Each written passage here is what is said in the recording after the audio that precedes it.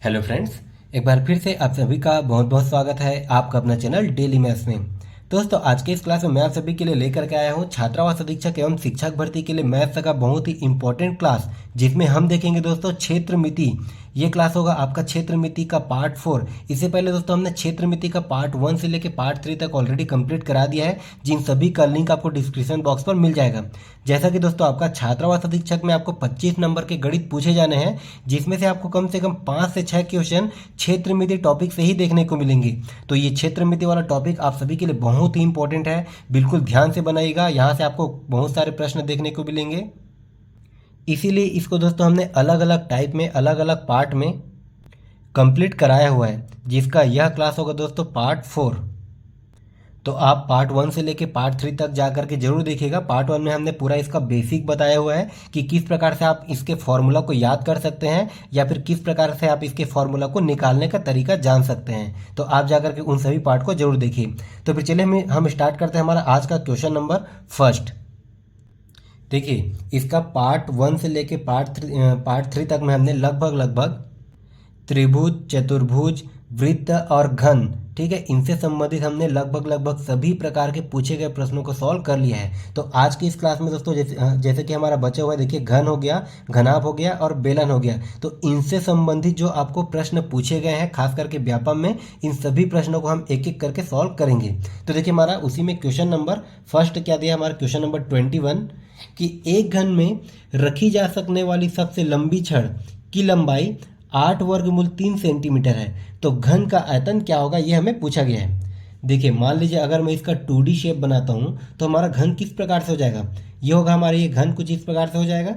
ठीक है, अगर मैं इसका 2D शेप बनाऊँ तो अब क्या बोल रहा है कि इसमें रखी जा सकने वाली सबसे लंबी छड़ की लंबाई, ठीक है, कितना दिया गया हमें, ये 8 वर्गमूल 3। अब देखिए इस प्रकार से अगर आपका घन है, मान लीजिए आप एक कमरा को ही ले लीजिए, तो उसमें हम सबसे लंबी छड़ को किस प्रकार से रख सकते हैं। क्या इसमें अगर मैं इस प्रकार से अगर मैं छड़ को रख दूं तो इसमें सबसे लंबी छड़ आ सकती है क्या, या फिर अगर मैं इस प्रकार से रख दूं तो इसमें सबसे लंबी छड़ आ सकती है क्या।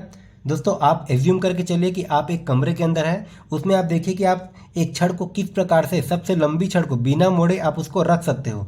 तो हम इस प्रकार से अगर कभी भी हमको ये घन दे दिया जाए, घनाभ दे दिया जाए, या फिर हमें कमरा दे दिया जाए, तो उसमें सबसे लंबी छड़ आएगी दोस्तों उसके विकर्ण में। ठीक है, मतलब हम एक कोने से स्टार्ट करके अगर हम दूसरे कोने तक अगर हम छड़ को रखें बिना मोड़े, तो उसमें सबसे लंबी छड़ आ सकती है बाकी की अपेक्षा। तो ये क्या हो जाएगा दोस्तों, इसका विकर्ण। देखिए एक कंसेप्ट हमें पता चल गया कि क्या बोला है कि घन में रखी जा सकने वाली सबसे लंबी छड़ की लंबाई, ठीक है, देखिए घन में रखी जा सकने वाली सबसे लंबी छड़ की लंबाई क्या हो जाएगी, वो हो जाएगी दोस्तों उस घन का विकर्ण। और घन का विकर्ण क्या होता है, घन का विकर्ण, घन का विकर्ण बराबर क्या होता है, अगर मैं इसकी भुजा को a मानकर चलूं तो घन का विकर्ण बराबर क्या हो जाएगा दोस्तों, ये हो जाएगा आपका ये a√3। ठीक है, ये होता है इसके विकर्ण का फॉर्मूला। ठीक है, तो देखिए घन का विकर्ण क्या हो गया दोस्तों, ये हो गया आपका ये a√3, और इसका मान हमें कितना दिया गया है, इसका मान हमें दिया गया है ये 8 वर्गमूल 3। ठीक है, देखिए इसका मान हमें दिया गया है ये 8 वर्गमूल 3। तो इसको मैं बराबर कर देता हूँ। अब यहाँ से देखिए वर्गमूल 3 से ये वर्गमूल 3 आपस में कैंसिल हो गया, तो हमें अब उसके बाद क्या मिला, ए का मान हमें क्या मिला दोस्तों, ये मिल गया हमें 8। ठीक है, मतलब घन की भुजा हमें क्या मिल गया, 8। और ये किस में रहेगा दोस्तों, ये रहेगा हमारे सेंटीमीटर में। अब उसके बाद देखिए हमें घन का भुजा मिल गया। अब उसके बाद हमें निकालने के लिए क्या बोला है, घन का आयतन क्या होगा। तो हमें पता है कि घन का आयतन क्या होता है दोस्तों, घन का आयतन या फिर घन का वॉल्यूम, ये इसका फॉर्मूला क्या हो जाएगा, ये हो जाएगा दोस्तों आपके ए का क्यूब। चूंकि हमें ए का मान पता है क्या है, 8, तो यहाँ पर अगर मैं इसका मान रख दूँ, ठीक है, तो ये हमारा क्या हो जाएगा, ये 8 का ये क्यूब, मतलब ये क्या हो जाएगा दोस्तों, 8 गुणित 8 गुणित 8। ठीक है, इस प्रकार से इसको हम गुणा कर सकते हैं। तो ये कितना हो जाएगा हमारे 8 8 64, और ये 64 गुणित 8 करने पर ये कितना हो जाएगा, यहाँ से अगर मैं गुणा कर दूँ ये 64 गुणित 8, यहाँ पर ये कितना हो जाएगा, 8 चौक 32 की 2 बचा 3, ये हो जाएगा 8 छक्का 48, और ये 3 कितना हो जाएगा, ये 51। मतलब ये कितना आ गया दोस्तों हमारे 512। क्योंकि हमने निकाला है घन का आयतन, ठीक है। आप हमेशा यूनिट को भी ध्यान ध्यान दीजिएगा कि कई बार आपको ऑप्शन में ये देखिए, इसमें हमें ये घन सेंटीमीटर सभी में दिया गया है। कभी भी अगर आपको ऑप्शन में एक में घन सेंटीमीटर दे दिया जाए, या फिर एक में अगर आपको वर्ग सेंटीमीटर दे दिया जाए, या फिर एक में आपको खाली सेंटीमीटर दे दिया जाए, तो वहाँ पर कन्फ्यूजन होता है, ठीक है। तो आप यूनिट को भी बिल्कुल ध्यान देते चलिएगा। देखिए घन है, ठीक है, घन का वॉल्यूम हम निकाल रहे हैं, तो इसका फॉर्मूला क्या हो जाता है, ए का क्यूब। क्योंकि यहाँ पर देखिए इसका यूनिट हमारे पास क्या मिला है दोस्तों, ये सेंटीमीटर। क्या मिला, ये सेंटीमीटर। तो ये सेंटीमीटर का क्या हो जाएगा, ये क्यूब हो जाएगा, ठीक है। मतलब देखिए इसका हमारा राइट आंसर क्या हो गया, ऑप्शन नंबर डी।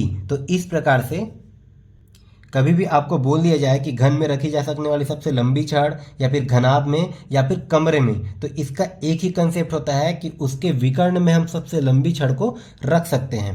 चलिए अगला प्रश्न देखा जाए फिर।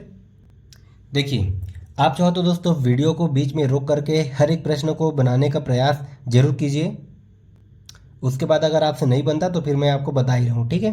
तो देखिए हमारा अगला प्रश्न क्या दिया है कि 12 सेंटीमीटर भुजा का एक ठोस घन को बराबर आयतन के 8 घन में काटा जाता है, ठीक है। तो नए घन की भुजा क्या होगी, ये हमें पूछा गया है। अब देखिए पहले आप क्वेश्चन को समझिए, क्या बोला है कि 12 सेंटीमीटर भुजा का एक ठोस घन है, जिसको बराबर आयतन के 8 घन में हम उसको, देखिए 12 सेंटीमीटर भुजा का एक ठोस घन है, उसको हम बराबर आयतन के 8 टुकड़ों में अलग अलग विभाजित कर देते हैं, ठीक है। और वो टुकड़ा हमारा घन के प्रकार में ही रहेगा, ऐसा बोला गया है। तो जो नया घन बनेगा दोस्तों, उसकी भुजा क्या होगी, ये हमें पूछा गया, ठीक है। इस प्रकार से आपको कई बार प्रश्न पूछेगा कि यहाँ पर आपको चाहे घन दे दिया जाएगा या फिर घनाभ दे दिया जाएगा, बोलेगा कि उसको हम पिघला करके कितने नए घन बना सकते हैं, या फिर उसको हम काट करके कितने नए घन बना सकते हैं, ठीक है।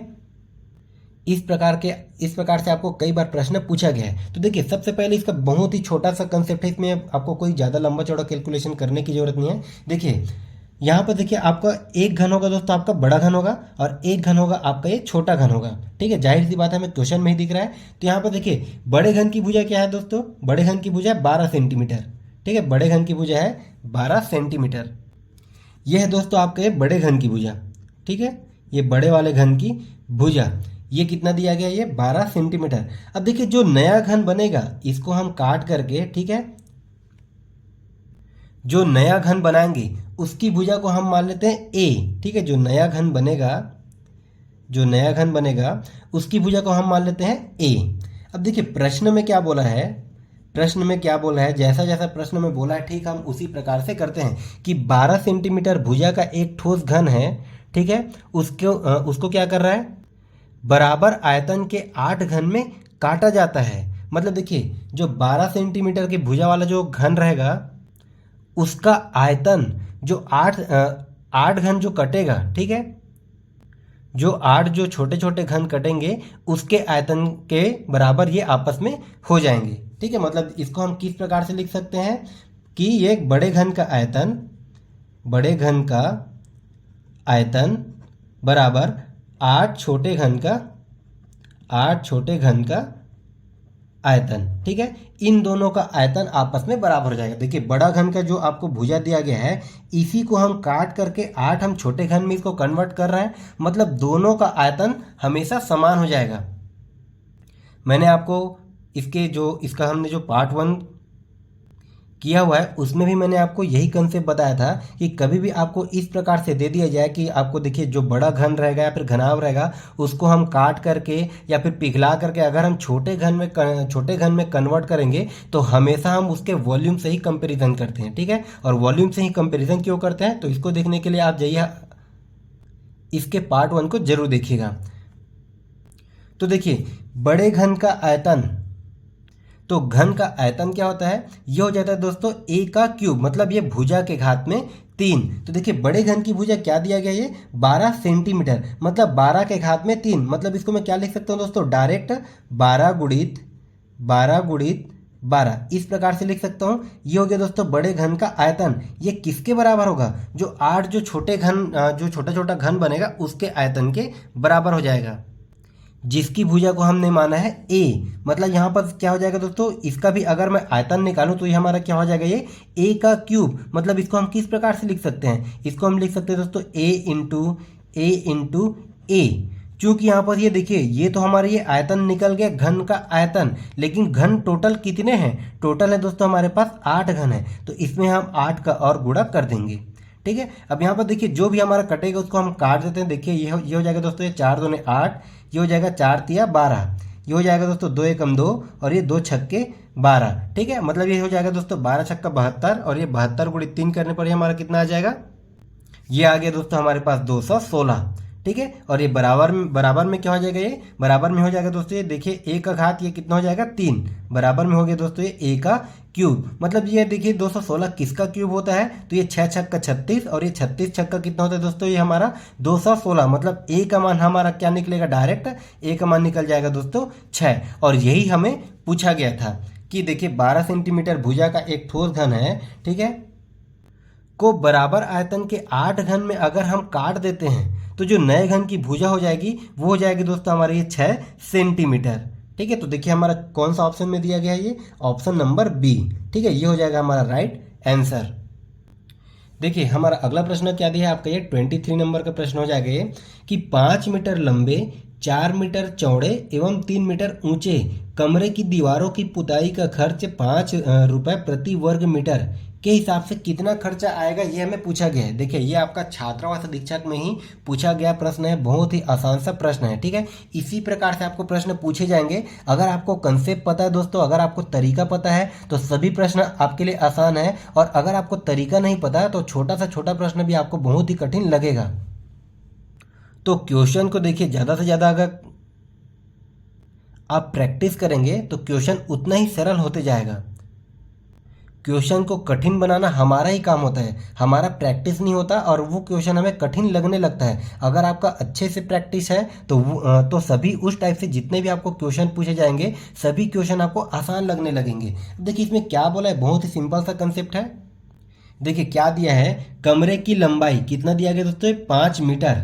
कमरे की चौड़ाई कितना दिया गया? ये 4 मीटर। और कमरे की ऊंचाई कितना दिया गया दोस्तों? ये 3 मीटर। ठीक है, ये वाला जो भी हमें इसका डाटा दिया गया है। ठीक है, इस प्रकार से जो भी कमरा दोस्तों इसकी दीवारों की पुताई का खर्च कितना है वो हमारे पास है 5 रुपए प्रति वर्ग मीटर। ठीक है, और इसी कंसेप्ट में भी हम जो भी घर बनवाते हैं तो यही वाला हम कंसेप्ट लगाते हैं कि हमारे घर का एरिया कितने हैं, कि उसमें टाइल्स कितना लग जाएगा, इस एरिया पे ये टाइल्स कितना लगेगा, या फिर इस एरिया के छत का ढलाई में कितना खर्चा आएगा। इसी प्रकार से हम कैलकुलेशन करके निकालते हैं। सेम यही कैलकुलेशन को इसमें बोला गया है।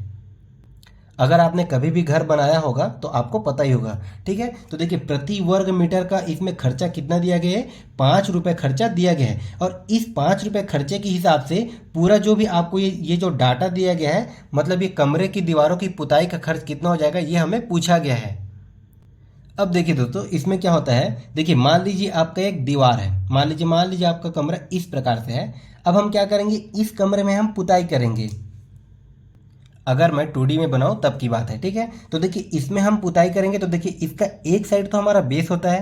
ठीक है, इसमें पुताई करने की ज़रूरत नहीं होती। अब हम पुताई इसके इस 3 साइड में करेंगे।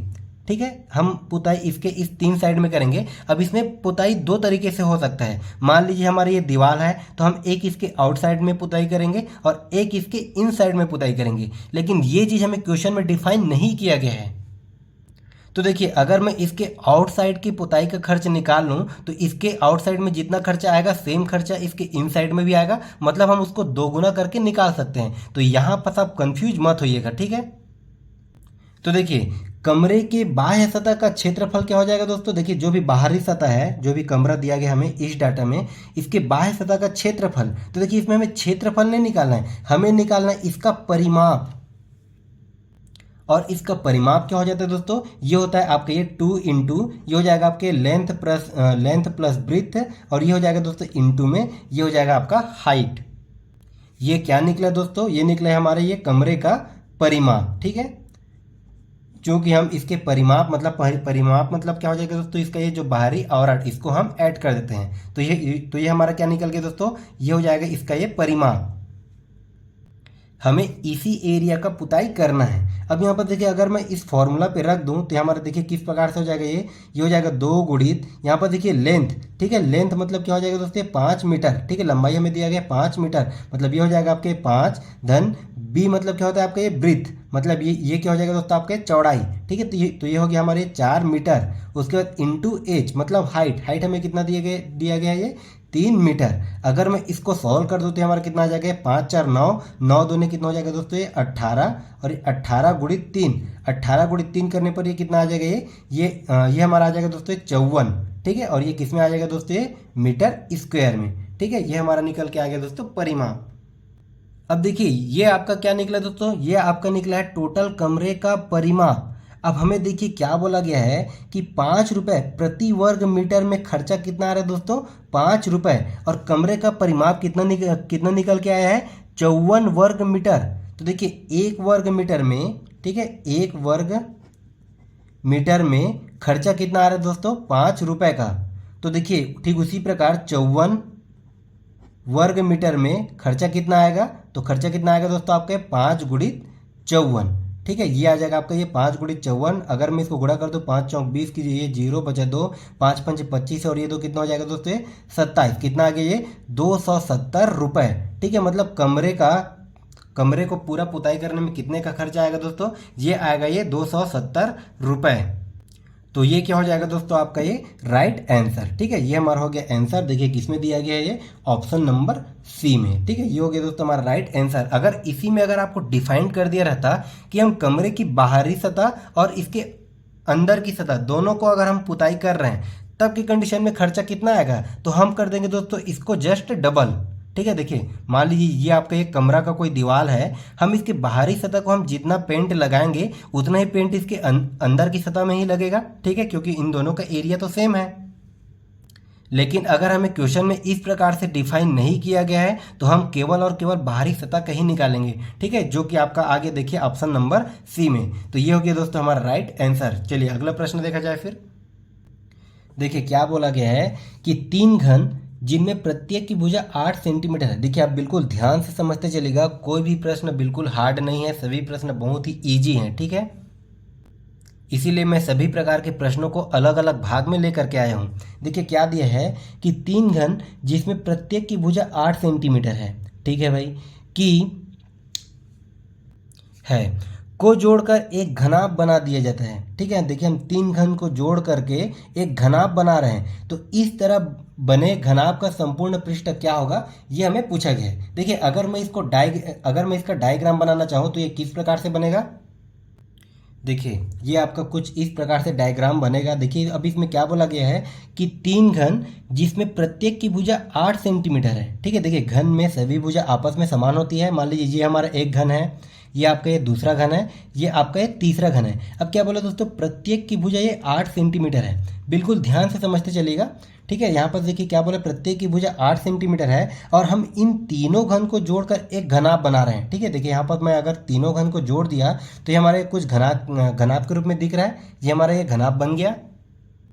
अब ये जो हमने घन को जोड़ करके ये जो घनाभ बनाया हुआ है, इसी का संपूर्ण पृष्ठ का क्षेत्रफल क्या होगा, ये हमें पूछा गया है, ठीक है। देखिए बहुत ही आसान सा प्रश्न है। देखिए घन की भुजा की लंबाई क्या दिया गया दोस्तों हमें, 8 सेंटीमीटर, ठीक है। ये आपका ये सभी सेंटीमीटर में है। घन की भुजा की लंबाई हमें क्या दिया गया है, 8 सेंटीमीटर। अब देखिए घनाभ की लंबाई क्या हो जाएगी दोस्तों, घनाभ की लंबाई क्या हो जाएगी, अगर मैं इसकी लंबाई को 1 से मान लूँ तब की कंडीशन में देखिए घनाभ की लंबाई क्या हो जाएगी, यहाँ पर अगर मैं इसका टोटल लंबाई निकालूँ तो ये कितना हो जाएगा दोस्तों, ये हो जाएगा आपके 8 धन 8 धन 8, कितना हो जाएगा, 8 दूने 16, और ये 16 और ये 8 कितना हो जाएगा दोस्तों, ये 24, कितना हो गया दोस्तों, ये आपके 24 सेंटीमीटर। हमें क्या मिल गया दोस्तों, घनाभ की लंबाई, जिसको हमने माना है x, जिसका मान मिल गया 24 सेंटीमीटर। अगर हमें घनाभ की लंबाई मिल गया दोस्तों 24 सेंटीमीटर, तो क्या हम घनाभ की चौड़ाई भी निकाल सकते हैं क्या, बिल्कुल निकाल सकते हैं, ठीक है। अगर मैं चौड़ाई को y मान लूँ तो घनाभ की चौड़ाई क्या हो जाएगी दोस्तों, तो यहाँ पर देखिए अगर मैं घन को जोड़ दूँ, अगर मैं 3 घन को जोड़ करके एक घनाभ बना देता हूँ तो इसके सिर्फ और सिर्फ लंबाई में ही परिवर्तन आएगा। बाकी इसका चौड़ाई हो गया दोस्तों, इसका ऊंचाई, ये आपस में बराबर रहेंगे, ठीक है। ये आपस में आपका ये बराबर ही रहेगा, ठीक है। तो घनाभ की चौड़ाई क्या हो जाएगा दोस्तों, ये रहेगा आपके 8 सेंटीमीटर। ठीक इसी प्रकार घनाभ की ऊंचाई, ठीक है, ठीक इसी प्रकार घनाभ की ऊंचाई अगर मैं इसको जेड मान लूँ तो ये भी आपका ये 8 सेंटीमीटर ही रहेगा, इनमें कोई चेंजेस नहीं आएगा। और ये हमें डायरेक्ट देखिए डायग्राम में दिख रहा है। ठीक है, अगर मैं देखिए 3 छोटे छोटे घन को जोड़ दूं तो इसमें सिर्फ और सिर्फ इस प्रकार से 3 छोटे घन को जोड़ने पर जो भी घनाभ बनेगा उसके केवल और केवल लंबाई में ही परिवर्तन आपको देखने को मिलेगा, बाकी इसकी चौड़ाई और इसकी ऊंचाई हमेशा समान रहेगी। तो यहाँ से देखिए दोस्तों, जो भी आपका नया घनाभ बना उसकी लंबाई हमें मिल गया दोस्तों 24 सेंटीमीटर, चौड़ाई भी मिल गया 8 सेंटीमीटर, ऊंचाई भी मिल गया दोस्तों 8 सेंटीमीटर। अब हमें क्या निकालना है, घनाभ का संपूर्ण पृष्ठ का क्षेत्रफल। और घनाभ के संपूर्ण पृष्ठ का क्षेत्रफल क्या होता है दोस्तों, ठीक है, घनाभ के संपूर्ण पृष्ठ का क्षेत्रफल, इसको मैं शॉर्ट फॉर्म में लिखता हूँ। देखिए ये क्या हो जाएगा आपके, ये 2 इंटू ये हो जाएगा दोस्तों आपका ये एक्स वाई प्लस ये हो जाता है आपके वाई जेड प्लस ये हो जाता है दोस्तों आपके जेड एक्स। ठीक है, ये हो जाता है इसके संपूर्ण पृष्ठ का क्षेत्रफल का फॉर्मूला। ठीक है, या फिर इसको हम और किस प्रकार से लिखते हैं, ये हो जाएगा दोस्तों आपके 2 गुणित एक्स वाई, मतलब ये हो जाएगा दोस्तों आपके लंबाई गुणित चौड़ाई धन चौड़ाई गुणित ऊंचाई धन ये हो जाएगा आपका ये ऊंचाई गुणित लंबाई। ठीक है, इसको मैंने एक्स और वाई करके आपको समझाने के लिए लिख दिया है। अब अगर मैं इसको डायरेक्ट देखिए जो भी आपका डाटा दिया गया उसको अगर मैं रखता हूँ तो हमारा किस प्रकार से हो जाएगा, ये हो जाएगा दोस्तों 2 गुणित एक्स इंटू वाई, मतलब ये हो जाएगा आपके 24 गुणित 8 24 गुणित 8 धन y गुणित जेड, मतलब ये हो जाएगा दोस्तों 8 गुणित 8, कितना हो गया है 8 गुणित 8 धन जेड गुणित x, मतलब ये जेड का मान है 24 और गुणित x का मान है दोस्तों 8। ठीक है, यहाँ पर ये थोड़ा सा साइड में आ गया, इसको और साइड में लेना था।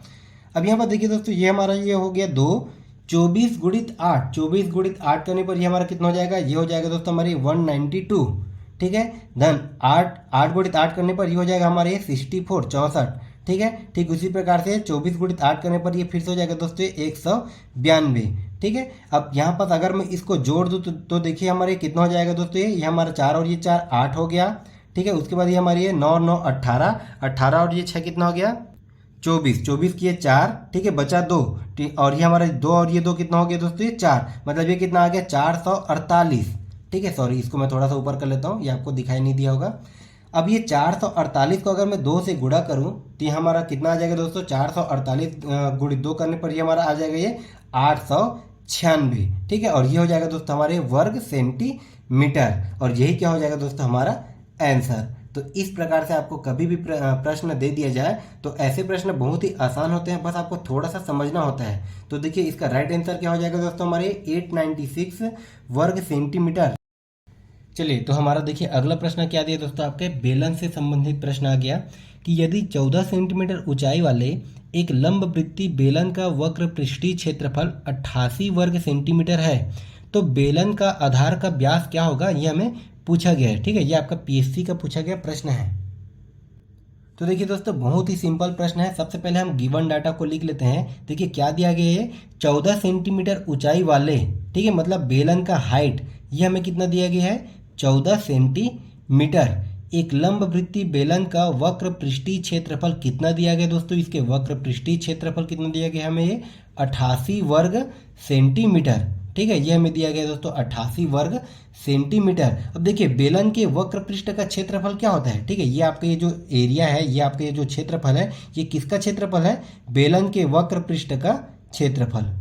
ठीक है, बेलन के वक्र पृष्ठ का क्षेत्रफल, और बेलन के वक्र पृष्ठ का क्षेत्रफल क्या होता है, ये होता है दोस्तों आपका ये 2πr/h। ठीक है, बिल्कुल डायरेक्ट आपका देखिए फॉर्मूला बेस्ड क्वेश्चन है।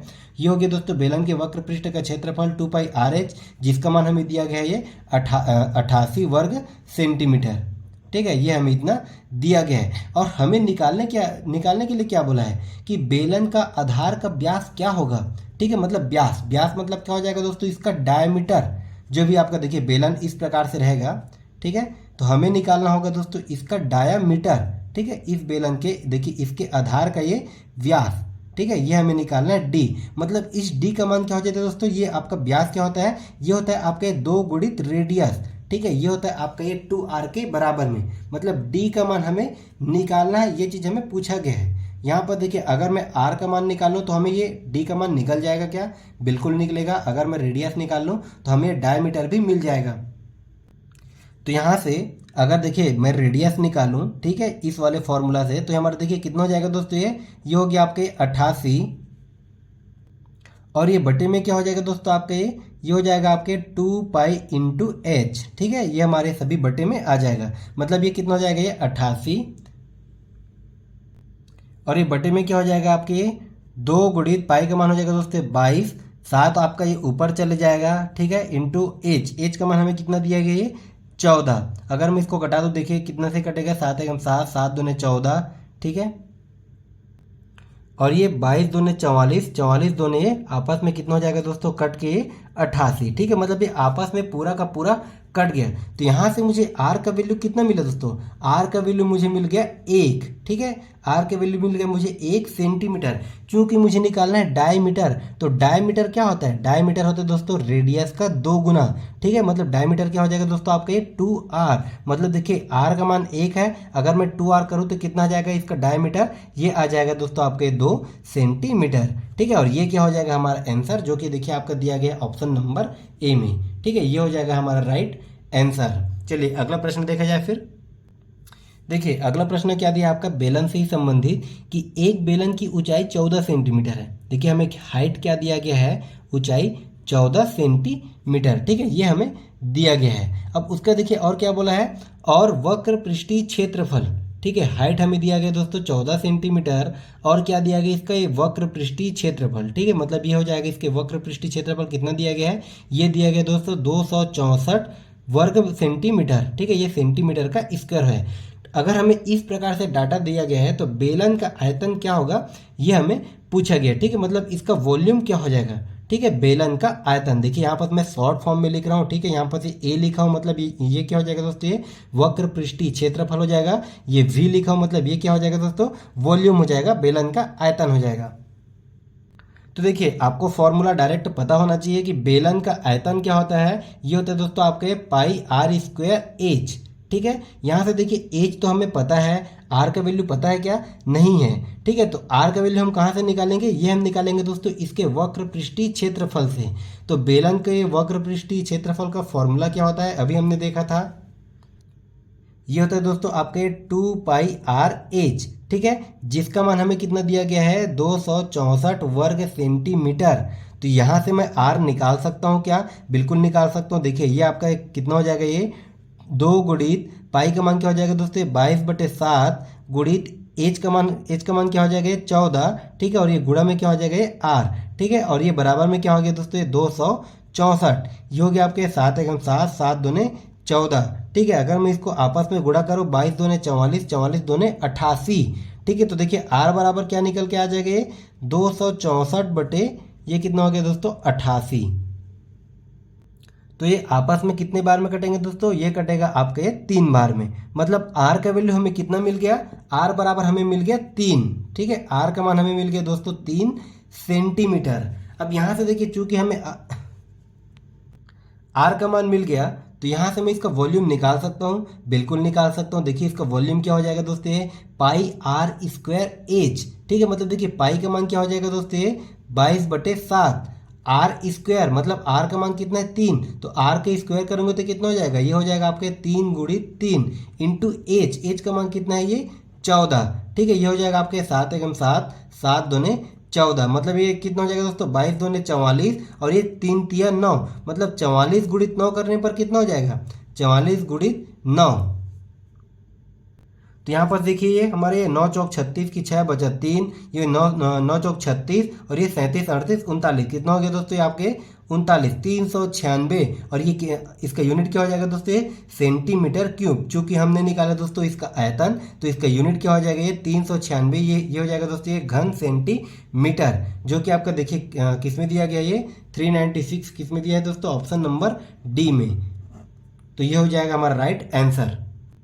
देखिए बहुत ही आसान सा प्रश्न है, क्या दिया है कि एक घनाभ 9 सेंटीमीटर लंबा, 5 सेंटीमीटर चौड़ा और 4 सेंटीमीटर ऊंचा है, और एक घन का किनारा 5 सेंटीमीटर है, तो उस घनाभ का आयतन घन के आयतन से कितने प्रतिशत अधिक है, ये हमें पूछा गया। देखिए आपका डायरेक्ट परसेंटेज वाला जो कंसेप्ट है उसको इसमें घुसा करके दे दिया गया है। क्या दिया है कि एक घन आपका, हमें देखिए डाटा क्या दिया है दोस्तों, यहाँ पर ये 9 सेंटीमीटर और ये 5 सेंटीमीटर और ये 4 सेंटीमीटर। ठीक है, तो यहाँ पर देखिए इसमें हमें डायरेक्ट क्या पूछा है कि उस घन आपका आयतन घन के आयतन से कितने प्रतिशत अधिक है। ठीक है, हम कंपैरिजन करेंगे उसके आयतन से। अगर यहीं पर अगर आपको क्षेत्रफल दे दिया होता तो हम कंपैरिजन करते दोस्तों उसके क्षेत्रफल से। तो देखिए घनाभ का आयतन क्या हो जाएगा, घनाभ का आयतन। ठीक है, इसका मान क्या हो जाएगा दोस्तों, इसका मान होता है, अभी हमने देखा था, ये होता है आपके लंबाई गुणित चौड़ाई गुणित ऊंचाई। लंबाई देखिए हमें क्या दिया है 9, चौड़ाई हमें दिया दोस्तों 5 और ऊंचाई हमें दिया गया है 4। तो यहाँ पर इसको अगर मैं डायरेक्ट कर दूँ, ये 9 गुणित 5 गुणित 4। ठीक है, अगर मैं इसको गुणा कर दूँ तो ये कितना हो जाएगा दोस्तों, 5 नहीं 45 और ये गुणित 4 करने पर ये हमारा कितना हो जाएगा 180 और ये घन सेंटीमीटर। ठीक है, ये निकल के आ गया आपका घनाभ का आयतन। अब उसके बाद देखिए हमें और क्या चाहिए दोस्तों, घन का आयतन। ठीक है, क्योंकि देखिए आपका घन क्या होता है, इसकी सभी भुजा आपस में बराबर होती है। तो घन का आयतन का फॉर्मूला क्या होता है दोस्तों, घन का आयतन, इसका फॉर्मूला क्या हो जाएगा, ये हो जाएगा आपके ए का क्यूब। मतलब ए का मान हमें कितना दिया गया है, ये दिया गया है 5 सेंटीमीटर, तो 5 का ये क्या हो जाएगा दोस्तों क्यूब। तो 5 पंचे 25, 25 पंचे 125, तो घन का आयतन कितना निकल गया 125 घन सेंटीमीटर। अब यहाँ पर देखिए हमें क्या पूछा है कि उस घनाभ का आयतन घन के आयतन से कितने प्रतिशत अधिक है, ये हमें पूछा गया है। तो देखिए प्रतिशत में हम वृद्धि कैसे निकालते हैं, प्रतिशत में वृद्धि ये हम कैसे निकालते हैं दोस्तों, इन दोनों का डिफरेंस। ठीक है, इन दोनों का डिफरेंस मतलब ये हो जाएगा आपके 180 माइनस 125। ठीक है, इन दोनों का डिफरेंस अपॉन में क्या हो जाएगा, जिसके आयतन से पूछा रहेगा वही आपका नीचे आ जाएगा। ठीक है, तो देखिए घनाभ का आयतन घन के आयतन से कितने अधिक है ये हमें पूछा गया, किसके आयतन से, घन के आयतन से। जिसके आयतन से भी पूछा रहेगा दोस्तों उसी का आयतन आपका नीचे में आ जाएगा। मतलब ये नीचे में क्या हो गया, ये आपके 125। चूंकि हम प्रतिशत निकाल रहे हैं यहाँ पर, तो इसमें हम क्या करेंगे दोस्तों, गुणा में 100। इस प्रकार से हम प्रतिशत में वृद्धि और प्रतिशत में कमी निकालते हैं। ठीक है, अब देखिए इसको हमें कुछ नहीं करना, डायरेक्ट इसको अगर मैं सॉल्व कर दूं तो यहाँ पर ये कितना हो जाएगा दोस्तों, 180 माइनस 125 अगर मैं करूँ तो कितना हो जाएगा, ये हमारा आ जाएगा 55। ठीक है, ये हो गया 55 बटे 125, ये हो गया दोस्तों 55 बटे 125 और ये गुणा में क्या हो जाएगा आपके 100। ठीक है, अगर मैं इसको कटा दूं तो यहाँ पर देखिए ये हमारे 25 चौक 100, ये हो गया दोस्तों 25 पंचे 125, 5 एकम 5 और ये 11 पंचे 55। मतलब यहाँ पर ये कितना आ जाएगा दोस्तों, प्रतिशत में वृद्धि कितना आ गया, 11 गुणित 4 कितना आ गया दोस्तों, ये 44%, जो कि हो जाएगा हमारा राइट आंसर, जो कि देखिए आपका दिया गया ऑप्शन नंबर सी में। तो कुल प्रतिशत में वृद्धि क्या निकल के आ गया दोस्तों, ये आ गया आपका 44%। तो फिर अगला प्रश्न देखा जाए। देखिए एकदम कंसेप्ट बेस्ड ही क्वेश्चन आपसे पूछा जाता है इस टॉपिक से। ठीक है, तो आपको सभी तरह का कंसेप्ट पता होना चाहिए। देखिए जैसे कि हमारा अगला प्रश्न क्या है, इसमें आपका कंसेप्ट क्या है कि 12 मीटर लंबे 10 मीटर चौड़े एक कुंड में 3 मीटर की गहराई तक पानी भरा हुआ है, तो गीली सतह का क्षेत्रफल क्या हो जाएगा, ये हमें पूछा गया है। ठीक है, देखिए एक कुंड है, उसमें क्या, मान लीजिए एक मैं कुंडी बना लेता हूँ। यहाँ पर देखिए आपको ये किस प्रकार से दिया गया है, ये हमें कुछ इस प्रकार से दिया गया है। ठीक है, क्योंकि इसमें आपका ये लंबाई चौड़ाई और ये ऊंचाई है, मतलब ये आपके 3D शेप का है, या तो ये घन हो जाएगा या फिर ये घनाभ हो जाएगा। अब देखिए इसमें हमें डाटा क्या क्या दिया गया है, 12 मीटर लंबाई। ठीक है, मतलब ये हमारा हो जाएगा दोस्तों 12 मीटर, और क्या दिया गया है, ये 10 मीटर चौड़ाई। इसकी चौड़ाई कितना दिया गया है, 10 मीटर। क्या बोला है कि इस लेंथ का एक कुंड है। ठीक है, इस डाटा का एक कुंड है जिसमें 3 मीटर की गहराई तक पानी भरा हुआ है। मान लीजिए इसमें इसकी हाइट को हम मान लेते हैं दोस्तों 3 मीटर, इस गहराई तक पानी भरा हुआ है। तब की कंडीशन में गीली सतह का क्षेत्रफल क्या हो जाएगा, ये हमें पूछा गया है। तो यहाँ पर देखिए आप बिल्कुल ध्यान दीजिएगा। ठीक है, इस प्रकार से हमारे एक कुंड है, तो इसमें कौन कौन सी सतह गीली होगी ये हमें निकालना है। तो देखिए यहाँ पर अगर मैं मान लीजिए एक बाल्टी है, एक बाल्टी में अगर मैं पानी रखता हूँ, ठीक है, और ये बाल्टी का एक ढक्कन है। ठीक है, एक ढक्कन वाला बाल्टी है। ठीक है, ये बाल्टी का एक ढक्कन है। अगर मैं इसमें पानी रखता हूँ तो देखिए इसके कौन कौन सा सतह गीली होगा, ये हमें पूरा भरा है करके तो नहीं बोला है। ठीक है, सिर्फ और सिर्फ 3 मीटर गहराई तक पानी भरा है, इस प्रकार से बोला गया। मतलब पानी इसके छत को स्पर्श नहीं कर रहा है। मेरा कहने का मतलब समझिए आप। तो गीली सतह के क्षेत्रफल निकालने में छत का क्षेत्रफल शामिल नहीं होगा, ठीक है। बाकी अन्य जो भी क्षेत्रफल है वो सभी शामिल होंगे, लेकिन इसके छत का क्षेत्रफल, ये वाला जो हमारा ये जो क्षेत्रफल रहेगा, ये वाला शामिल नहीं होगा, क्योंकि ये वाला जो है क्षेत्रफल ये आपका गीला नहीं हो रहा है, ठीक है। बाकी ये वाला हमारी ये वाला क्षेत्रफल गीला होगा, ये क्षेत्रफल भी गीला होगा, ये नीचे का बेस भी गीला होगा, ठीक है। और ये आपके दोनों साइड ये हमारा आगे पीछे का भी गीला होगा, लेकिन इसका ये जो छत है ये आपका गीला नहीं होगा। तो देखिए यहाँ से हम गीली सतह का क्षेत्रफल कैसे निकालेंगे, ठीक है। गीली सतह का क्षेत्रफल हम कैसे निकालेंगे, देखिए इस प्रकार से अगर आपको प्रश्न पूछ दिया जाए तो इसमें आपको फॉर्मूला याद रखने की जरूरत नहीं है, ठीक है। यहाँ पर आप फॉर्मूला खुद से बनाना पड़ेगा आपको।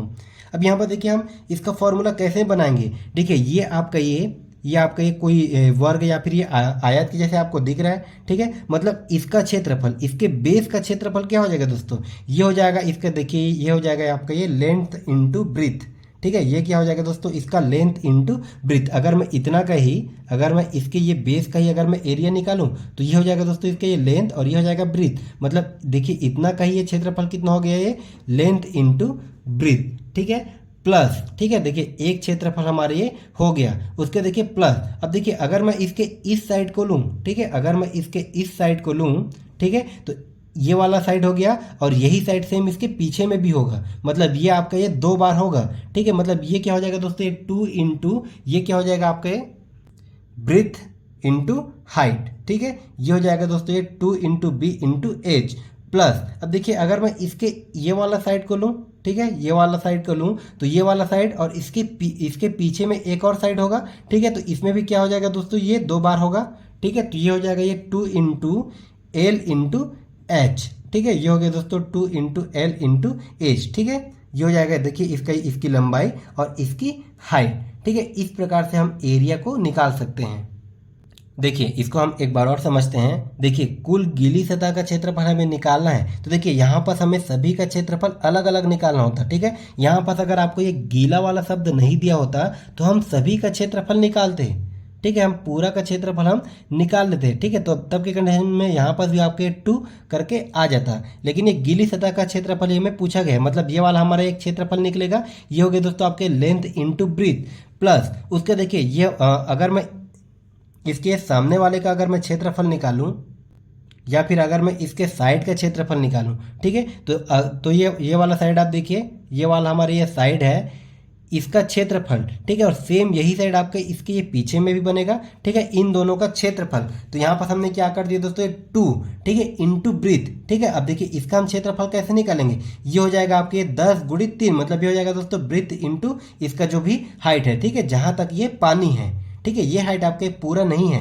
ध्यान दीजिएगा, ये वाला हाइट है जहां तक आपका ये पानी है, ठीक है, जो कि हमें क्वेश्चन में दिया गया है। मतलब ये 2 into B into H plus. अब देखिए हम निकालेंगे दोस्तों ये वाले सतह का क्षेत्रफल, ठीक है। ये वाला सतह हो जाएगा और सेम सतह आपके पीछे में भी होगा, मतलब इसको भी हम ये 2 बार लेंगे और ये तो ये आपका ये क्या हो जाएगा दोस्तों, ये 2 इंटू ये हो जाएगा आपके ये लेंथ इंटू ये हो जाएगा दोस्तों आपके ये हाइट, मतलब ये हो जाएगा 2 इंटू एल इंटू एच। अब यहाँ पर अगर मैं डाटा को रखूँ तो यहाँ पर देखिए लेंथ क्या दिया गया है, ये दिया गया दोस्तों 12 इंटू इसका ब्रीथ, ठीक है। इसका ब्रीथ हमें क्या दिया गया दोस्तों, ये हमें दिया गया 10, तो ये हो जाएगा 12 गुणित 10 धन, उसके बाद ये आपका क्या हो जाएगा 2 गुणित उसके बाद ब्रीथ क्या दिया गया दोस्तों 10 गुणित हाइट क्या दिया गया है ये 3, ठीक है। देखिए अब सीधा सीधा हमें डाटा को रख देना है, उसका देखिए क्या हो जाएगा 2 गुणित लेंथ हमें दिया गया ये 12 गुणित हाइट हमें कितना दिया गया दोस्तों ये 3, ठीक है। इसको हम डायरेक्ट सॉल्व करते हैं। ये 12 दाम 120 हो गया धन ये हो जाएगा दोस्तों 10 तिया 30, 30 दूने 60, ये हमारा 60 हो गया धन ये हमारा हो जाएगा 12 तिया 36 और ये 36 दोने कितना हो जाएगा ये 72, ठीक है। अगर मैं इसको डायरेक्ट जोड़ दूं तो ये हमारे देखिए कितना हो जाएगा ये हमारा हो गया दोस्तों 2, ये हमारा हो जाएगा 6 और ये 2 8, ये हमारा 8 दूने 16 और ये हम 1 कम कर देंगे 15 हो गया, ये हमारे 5 आ गया, बचा 1 और ये 1 2, कितना आ गया दोस्तों ये 252 और ये किस में आ जाएगा, सभी डाटा आपका मीटर में है। तो देखिए चूंकि हम निकाल रहे हैं दोस्तों एरिया, तो इसका डाटा क्या हो जाएगा ये स्क्वायर मीटर, ठीक है। तो इसका राइट आंसर क्या हो जाएगा दोस्तों आपका ये 252 वर्ग मीटर। तो इस प्रकार से आप ऐसे प्रश्नों को बिल्कुल बनाइएगा। देखिए सिर्फ और सिर्फ आपको समझाने के लिए इतना टाइम लगा है, अदरवाइज आप इसको विद इन सेकेंड भी बना सकते हो ऐसे प्रश्न को, बस आपको थोड़ा सा कंसेप्ट पता होना चाहिए। तो देखिए इस क्वेश्चन का राइट आंसर क्या हो जाएगा दोस्तों, हमारे ये 252 किस में दिया गया है, ये आपका ये ऑप्शन नंबर ए में। ठीक है, यहाँ पर देखिए आप ये ऑप्शन में कंफ्यूज मत होइएगा, ये SQM करके दिया गया, इसका मतलब क्या है दोस्तों, ये स्क्वायर मीटर है। ठीक है, तो ऑप्शन में अब ये आपको कंफ्यूज करने के लिए इस प्रकार से आपको दे सकता है, अदरवाइज आपको कंफ्यूज नहीं होना है। तो फिर चलिए हम देखते हैं दोस्तों हमारा आज का अंतिम प्रश्न और इस पूरे टॉपिक का, इस पूरे चैप्टर का अंतिम प्रश्न।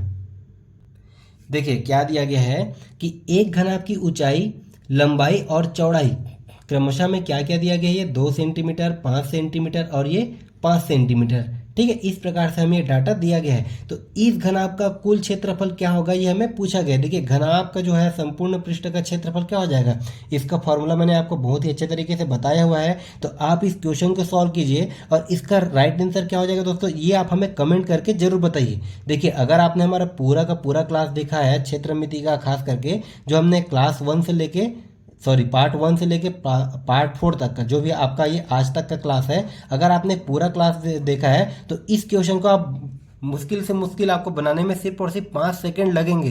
तो इसका राइट आंसर हमें कमेंट करके जरूर बताइएगा, सभी का कमेंट आना चाहिए। तो ये रहे दोस्तों आपका ये क्षेत्रफल संबंधित चैप्टर से आपका ये टॉप 30 प्रश्न, जो कि आपका खास करके व्यापम में सभी एग्जाम में पूछे गए हैं। तो देखिए इसका जो ये एक पार्ट है, पार्ट 1 है, वो हमारा बिल्कुल बेसिक है। उसमें हम फॉर्मूला किस प्रकार से निकालते हैं वहाँ पर हमने पूरा इसका बेसिक में डिस्कशन किया हुआ है। उसके बाद दोस्तों इसके पार्ट 2, इसका पार्ट 3 और ये पार्ट 4 में हमने इम्पॉर्टेंट क्वेश्चन को सॉल्व किया हुआ है। ठीक है, तो अगर आप हमारी ये पार्ट 1 से लेके पार्ट 4 तक, खास करके क्षेत्रमिति वाला टॉपिक का अगर आप सभी पार्ट को देख लेते हो तो यहाँ से आपका एक भी प्रश्न नहीं छूटेगा, इससे बाहर आपको प्रश्न पूछेगा ही नहीं। ठीक है, खास करके आपका छात्रावास अधीक्षक में। और मैं आपको फिर से एक बार कहना चाहूँगा कि आपका छात्रावास अधीक्षक में दोस्तों 25 नंबर के आपको मैथ्स पूछे जाने हैं। ठीक है, जिसमें से आपका ये 5 से 6 नंबर आपको ये क्षेत्र मिति से ही पूछा जाएगा। तो क्षेत्र मिति वाला आपका ये चैप्टर बहुत ही इंपॉर्टेंट है, बिल्कुल आप ध्यान से बनाइएगा हर एक प्रश्न को। बिल्कुल आपको देखिए डायरेक्ट फॉर्मूला बेस्ड क्वेश्चन पूछा जाता है और आपको थोड़ा बहुत ही कंसेप्ट रहता है। ठीक है, तो सारा कंसेप्ट हमने अभी तक के क्लास में डिस्कस कर लिया है। तो आपको हमारा क्लास कैसा लगा ये आप हमें कमेंट करके जरूर बताइएगा। और अगर आप हमारे क्लास पर नए हैं तो आप हमारे चैनल को सब्सक्राइब जरूर कीजिएगा।